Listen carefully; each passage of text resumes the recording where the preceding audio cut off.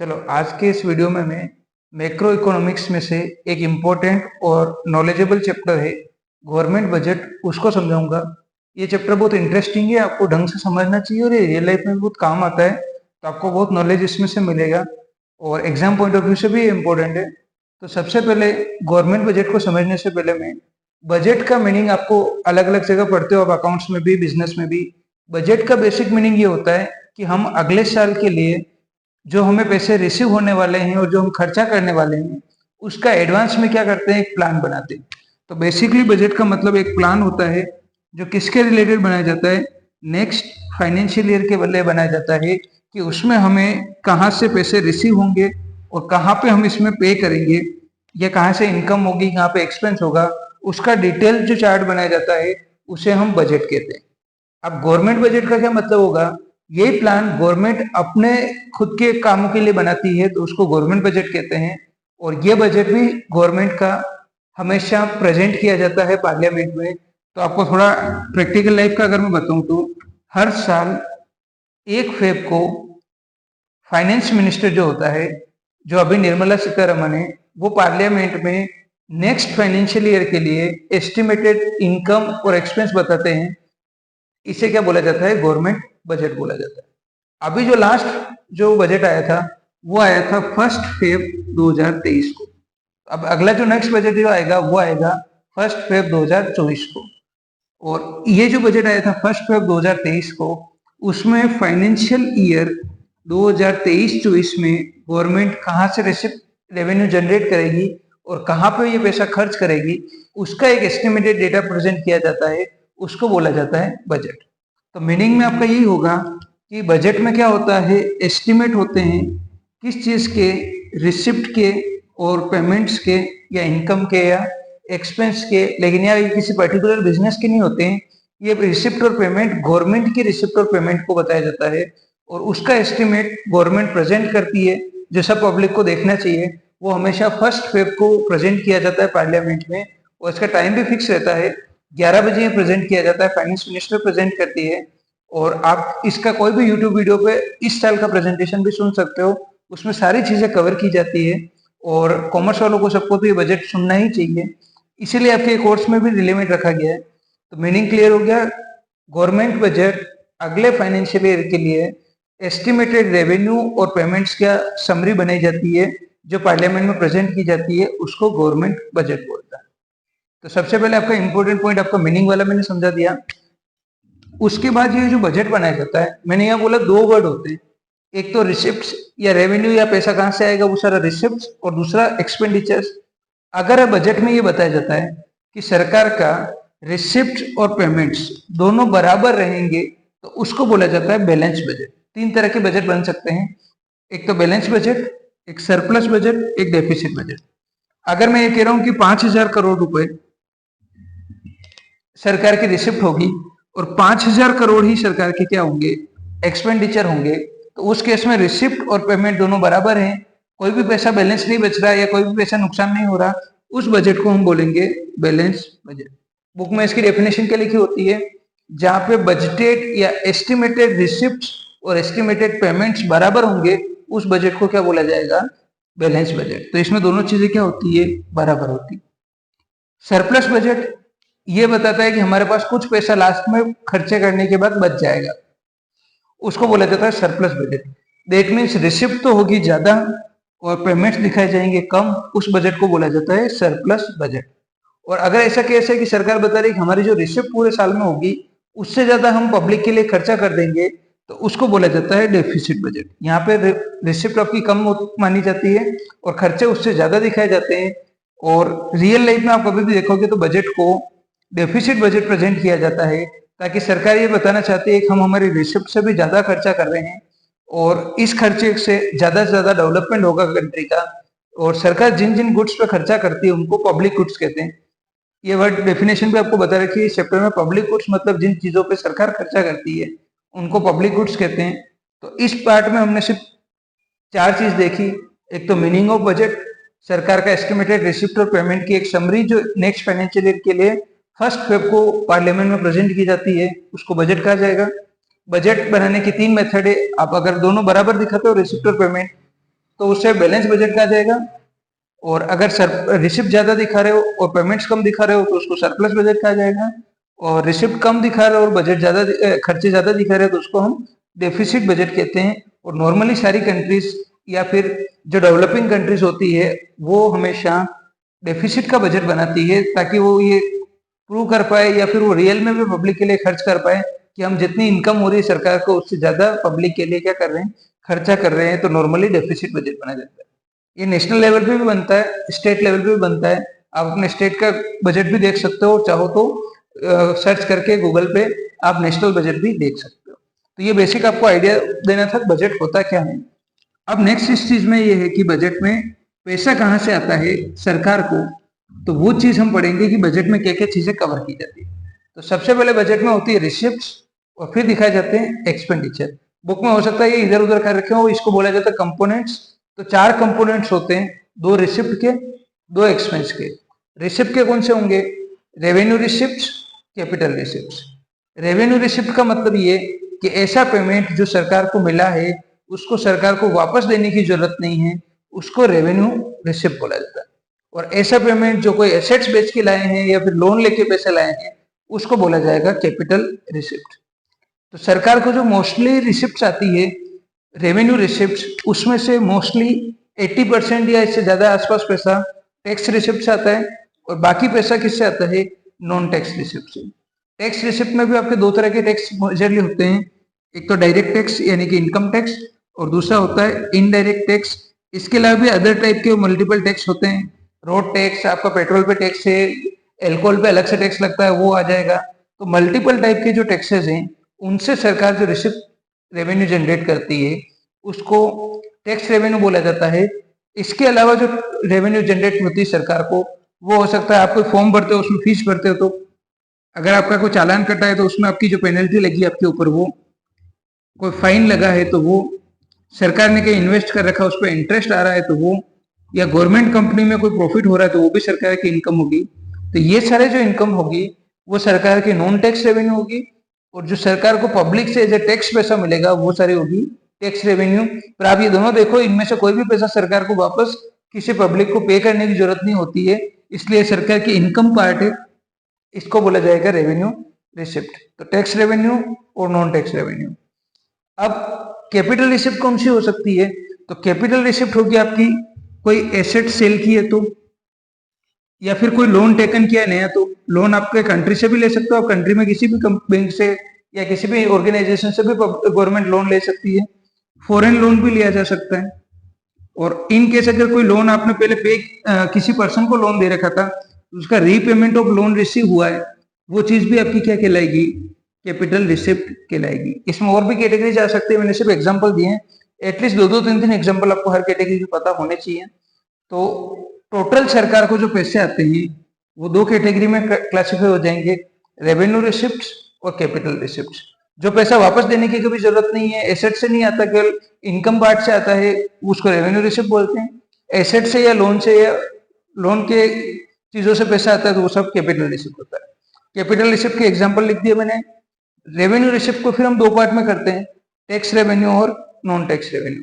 और ये अमाउंट इतने बड़े होते हैं कि अगर इसको गूगल पे सर्च करोगे तो मेरा आइडिया है कि लगभग 18 लाख करोड़ रुपए तो सिर्फ जीएसटी से आते हैं एक साल के। एक फाइनेंशियल ईयर से अगर आप सिर्फ जीएसटी का पैसा निकालोगे तो वो 18 लाख करोड़ रुपीज आएंगे। 16 लाख करोड़ के आसपास आपका डायरेक्ट टैक्स आता है। और मल्टीपल अलग अलग टैक्सेस से भी आपको काफी पैसा, जो ऑलमोस्ट अगर मेरे ध्यान में सही है तो 4000 करोड़ से ऊपर होता है। तो इतने 1000 लाख करोड़ का पैसा गवर्नमेंट को आता है। वो गवर्नमेंट किस तरह से यूटिलाइज कर रही है, वो कॉमर्स के बच्चों को रियल डेटा देखने चाहिए ताकि आपको इकोनॉमी के बारे में बहुत चीजें पता चले। तो ये हो गया आपका रेवेन्यू पार्ट। अब आता है आपका एक्सपेंडिचर पार्ट। ये पैसा सरकार कहाँ खर्च करती है? हो सकता है ये रोड बनाने में खर्च कर रही है, हो सकता है ये आपका कोई हॉस्पिटल बनाने में खर्च कर रही है, स्कूल बनाने में खर्च कर रही है। इसके अलावा गवर्नमेंट एम्प्लॉइज है जिनको सैलरी देने में, ये लोन लिया इस पे आपको वापस क्या है, इंटरेस्ट देने में। तो ऐसे खर्चे जो रेवेन्यू होते हैं, मतलब जिसपे कोई एसेट्स नहीं क्रिएट नहीं होती है या लोन का रीपेमेंट नहीं होता है, वो सारे खर्चे कौन से होंगे? आपके रेवेन्यू एक्सपेंडिचर। इसके एग्जाम्पल हो जाएंगे आपकी सारी सैलरी पेंशन जो दी जा रही है, सैलरी दी जा रही है एम्प्लॉइज को, लोगों को बहुत सारों को पेंशन दी जाती है। स्कॉलरशिप दी जाती है, वो सारी आपकी रेवेन्यू एक्सपेंस आ रही है। और क्या आ सकता है आपका इसमें, जो लोन ले रखा है उसका इंटरेस्ट पे कर रहे हैं तो वो चीज आ जाएगी।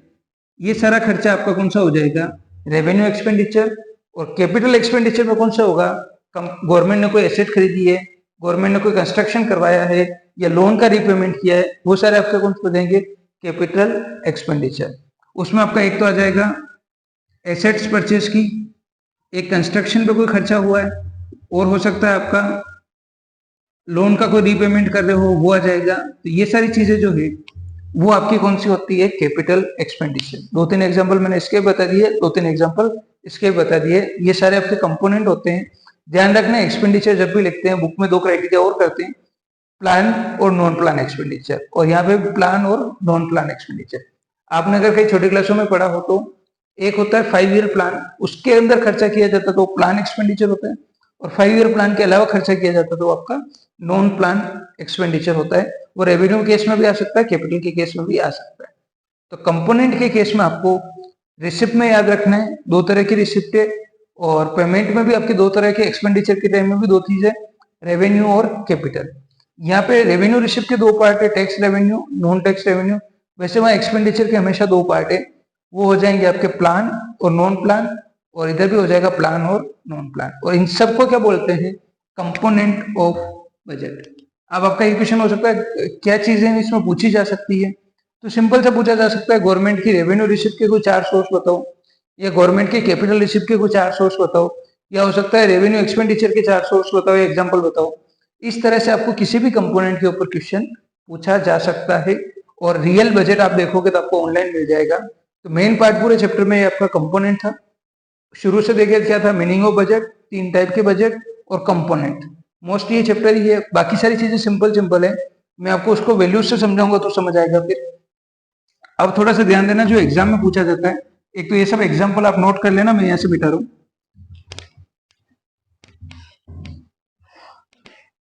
अब जो नेक्स्ट आपको इस चैप्टर में पढ़ना है वो है डेफिसिट। वो जो है वो लिखा है डेफिसिट। डेफिसिट को मैं इधर ही एक्सप्लेन कर दूंगा। 3 तरह के डेफिसिट होते हैं, रेवेन्यू डेफिसिट, फिस्कल डेफिसिट और प्राइमरी डेफिसिट। थोड़ा सा डेटा से समझोगे तो अच्छे से समझ आएगा।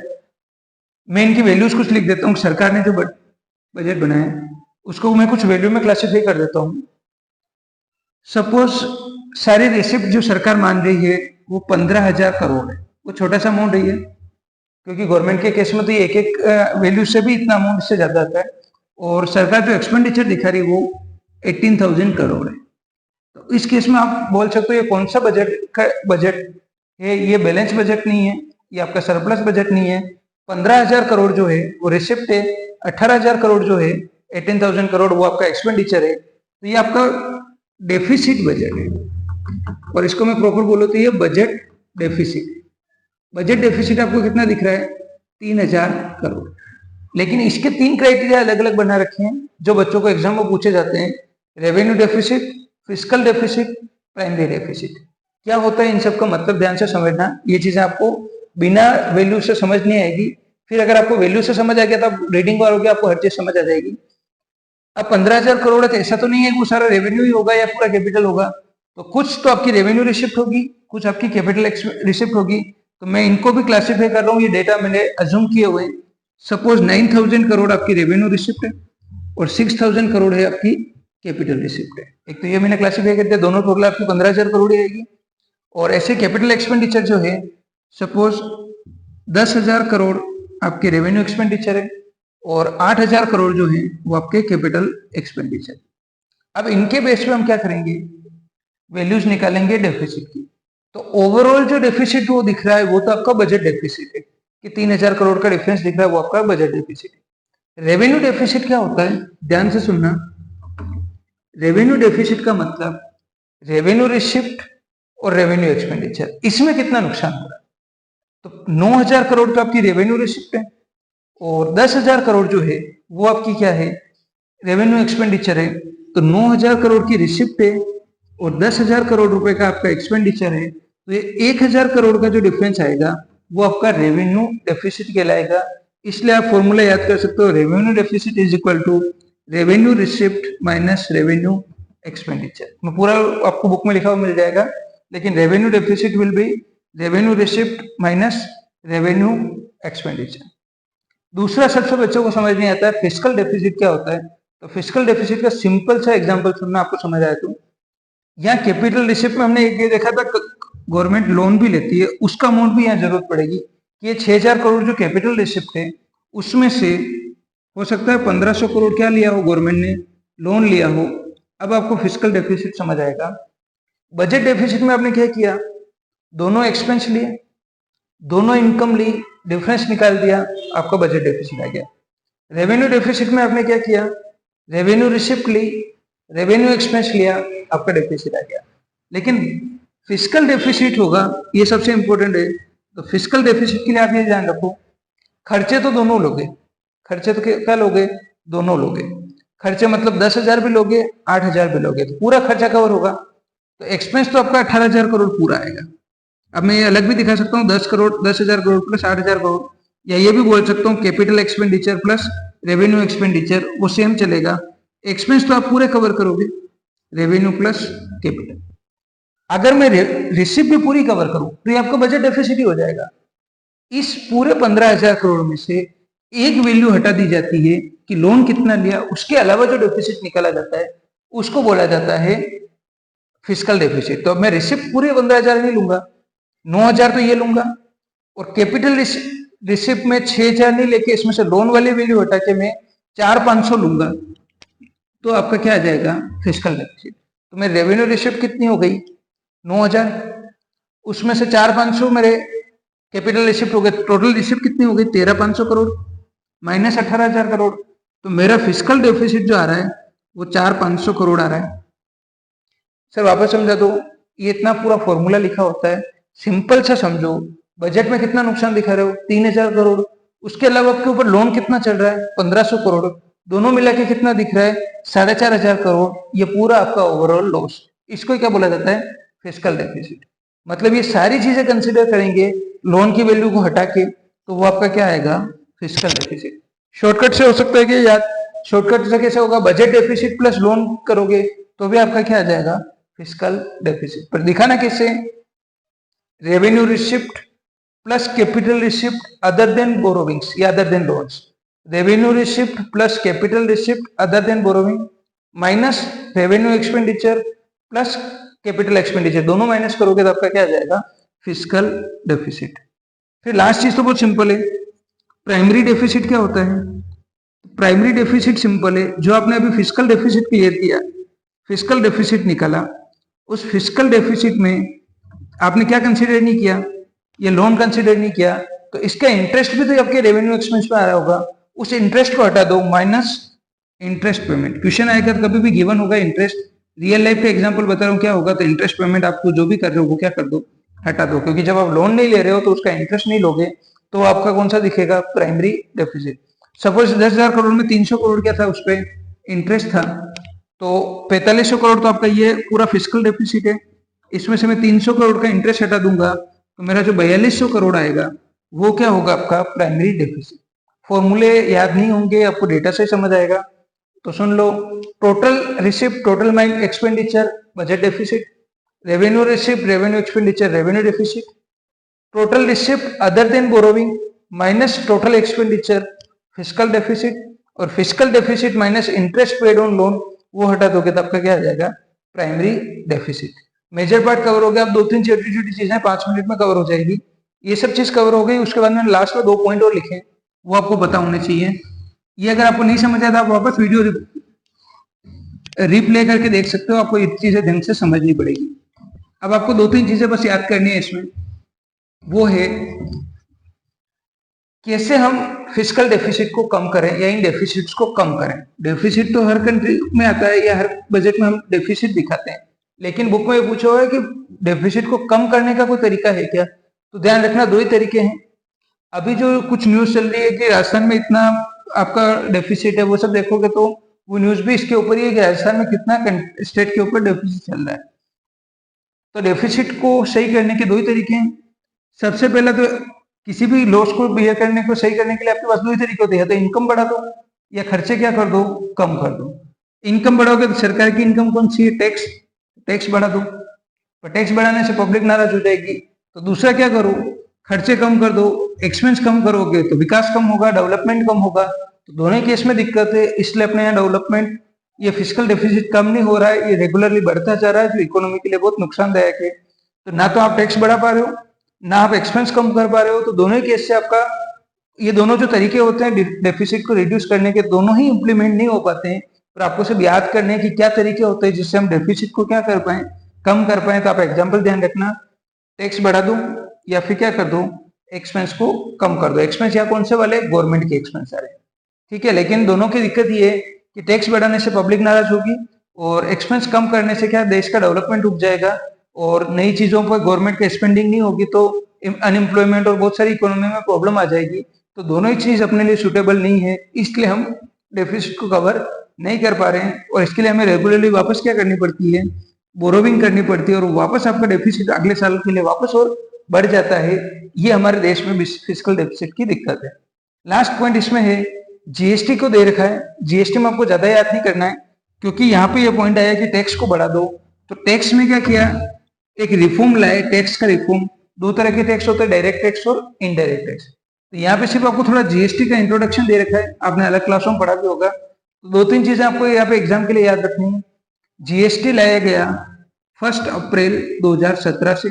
इसको एक टैक्स रिफॉर्म माना जाता है, क्योंकि पुरानी टैक्स 4, 5, 10 टैक्स को हमने डिलीट किया और उसकी जगह एक कंबाइंड टैक्स लाए, इसलिए इसको क्या बोला जाता है, टैक्स रिफॉर्म। और ये कब लाया गया, ये चीज याद रखनी है। जीएसटी इंडिया में आया 1 अप्रैल 2017 से। दो चीजें और इसमें दे रखी है जो याद रखनी है, जीएसटी की कैटेगरी कितनी होती है, टाइप्स कितने होते हैं, तो वो ध्यान रखना। 4 टाइप होते हैं, सीजीएसटी, एसजीएसटी, आईजीएसटी और यूटीजीएसटी। सी की फुल फॉर्म होगी सेंट्रल जीएसटी, एस की स्टेट जीएसटी, आई की इंटीग्रेटेड जीएसटी और यूटी की होगी आपकी यूनियन टेरिटरी जीएसटी। ये सब कैसे एप्लीकेबल होता है वो 2 मिनट सुन लो। अगर बायर और सेलर एक ही स्टेट में है, बायर और सेलर एक ही स्टेट में है, with in the same state या यूनियन टेरिटरी है, तो जो टैक्स लगता है वो सीजीएसटी और एसजीएसटी आधा आधा लगता है। लेकिन एक स्टेट से दूसरे स्टेट में जब सेल की जाती है तो वहां पे जो टैक्स लगता है वो आईजीएसटी लगता है। इतना डिटेल में आपसे इस सब्जेक्ट में नहीं पूछा जाएगा, तो सिर्फ नाम याद रख लो। कितनी कैटेगरी है, 4, CGST, SGST, IGST, UTGST. Full form हो तो central GST, state GST, union territory GST और इंटीग्रेटेड जीएसटी। तो ये मैंने वेस्ट टू रिड्यूस वाला पॉइंट भी कवर करा दिया, जीएसटी का इंट्रोडक्शन कवर हो गया, कैटेगरी जो 4 है वो कवर हो गई। लास्ट पॉइंट जीएसटी की रेट्स। तो रेट जरूर आप याद कर लेना। मेजर जो रेट है वो 5 तरह की जीएसटी की रेट होती है। फर्स्ट जो बेसिक नेसेसिटी की गुड्स है उस पर 0%, फिर जो प्राइमरी नेसेसिटी उस पर 5%, कुछ प्रोडक्ट पे 12% है, 18% है और 28% है। ये 5 रेट आपको पूछे जाते तो आप याद कर सकते हो। जीएसटी अलग अलग प्रोडक्ट और सर्विस पे जो डिसाइड होती है वो गवर्नमेंट डिसाइड करती है कितना जीएसटी लगेगा, लेकिन वो रेट जो होगी वो आपको 5 याद करनी पड़ेगी, 0%, 5%, 12%, 18%, 28%। तो आपका ये गवर्नमेंट बजट वाला चैप्टर जितना एग्जाम रिलेवेंट है वो कवर हो जाएगा। 2 मिनट वापस सुन लो क्या क्या पढ़ा शुरू से। कब आता है budget, 1 Feb of every year. किस ईयर के लिए आता है, अपकमिंग फाइनेंशियल ईयर के लिए आता है। और इसमें क्या क्या चीजें आएगी, तो एस्टिमेटेड रेवेन्यू और एक्सपेंडिचर गवर्नमेंट के बताए जाएंगे। फिर क्या पढ़ा था, 3 तरह का बजट होता है, balance budget, surplus budget, deficit budget. फिर हमने पूरे कंपोनेंट पढ़े, तो कंपोनेंट में रिसिप्ट साइड भी 2 होती है, पेमेंट साइड भी 2 होते हैं, रेवेन्यू रिसिप्ट, कैपिटल रिसिप्ट, और रेवेन्यू एक्सपेंडिचर, कैपिटल एक्सपेंडिचर। फिर रेवेन्यू में टैक्स और नॉन टैक्स था, और एक्सपेंस में प्लान और नॉन प्लान था। फिर बजट डेफिसिट 4 तरह के पढ़े थे हमने। बेसिक तो एक बैलेंस बजट डेफिसिट पढ़ा था। बजट डेफिसिट के बाद हमने मेन जो एग्जाम में पूछे जाते हैं वो 4 पढ़े थे। एक तो revenue deficit, fiscal deficit most important है, और प्राइमरी डेफिसिट। फिर हमने पढ़ा कि बजट डेफिसिट को सुधारने के लिए, उसको कम करने के लिए क्या कर सकते हो, तो 2 तरीके पढ़े रखे हैं बुक में। एक तो टैक्स बढ़ा दो, जो भी पॉसिबल प्रैक्टिकली नहीं है, ऑलरेडी हम इतना टैक्स देते हैं। और ये गवर्नमेंट एक्सपेंस कम कर दो, तो उससे भी आपके डेवलपमेंट पे नेगेटिव इफेक्ट पड़ेगा, तो वो भी इतना प्रैक्टिकली पॉसिबल नहीं है। ये दोनों रीजन है, इसलिए कंट्री पे आपका डेफिसिट डे बाय डे बढ़ता जाता है। और लास्ट इसमें टैक्स बढ़ाने के नाम पे टैक्स रिफॉर्म के बारे में बात कर रखी है। तो जीएसटी के हम 2-3 चीजें बस आपको मैसेज पढ़नी है। कब इंप्लीमेंट हुआ जीएसटी, 1 अप्रैल 2017 से, ये डेट इंपॉर्टेंट है। और कितने कैटेगरी होती है जीएसटी में? 4 कैटेगरी होती है, सीजीएसटी, एसजीएसटी, आईजीएसटी और यूटीजीएसटी। और लास्ट आप पढ़ लेना जीएसटी में टैक्स रेट कितनी होती है। तो मेन जो टैक्स रेट होती है वो 5 होगी, 0%, 5%, 12%, 18% और 28%। ये सफिशियंट है गवर्नमेंट बजट पे, आप इतना पढ़ लोगे तो आपका काम हो जाएगा। Thank you.